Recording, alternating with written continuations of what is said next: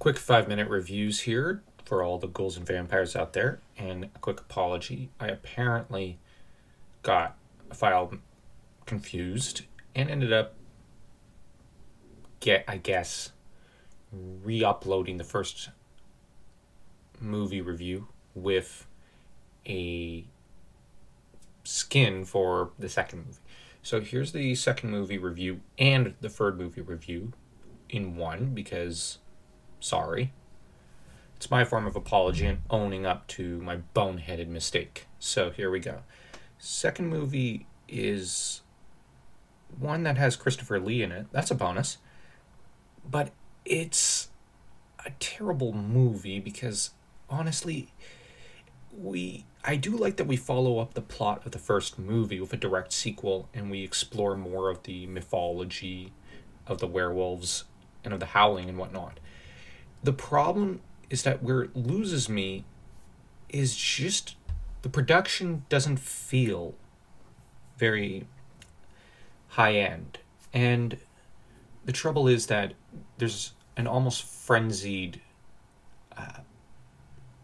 initial pace to it. Like, it's rushed, then it slows, then it rushes, and there's something a little frantic about that. Now, that said, the lead is pretty good. The female lead is pretty good. But I just couldn't really connect with her. Christopher Lee is perfect, as always. But the werewolf queen, she's certainly attractive. Same with the black werewolf woman. She's attractive. But everything else in the film, I don't know, I didn't really care for. And the ending was just, ugh. Yeah, so I was kind of hoping for a bit more of an action-packed ending. Didn't really get it, though we get the scene of Christopher Lee and her being burnt alive. The werewolf queen, I mean. So I'm going to give this one a rating of, probably in hindsight, about a 1-star review. The third movie follows a werewolf who escapes from in a small village of werewolves and somehow becomes an actress.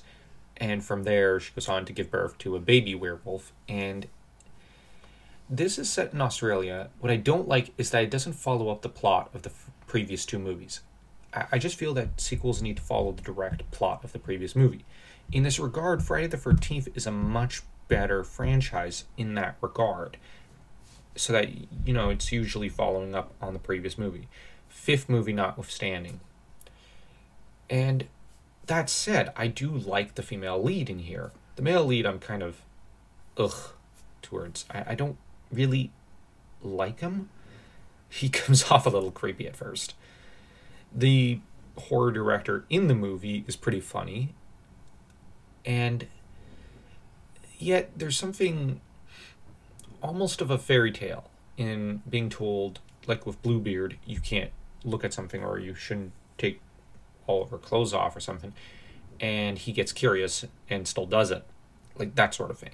I like that. But the fact that it's set in Australia, I'm hardly keen on, because how does this connect to the first two?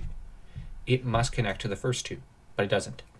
So, in that regard, I want to say I like this one as a solo movie a bit more than the previous two.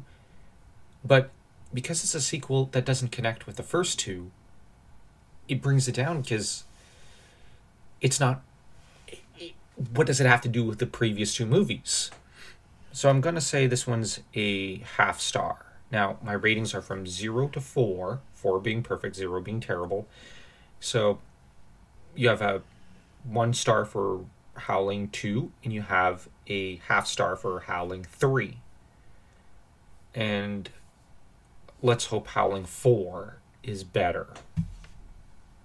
So don't forget to smash that like and that subscribe button to stay tuned for the next 5-minute review, which will probably be Howling 4, because at this point, in for a penny, in for a pound.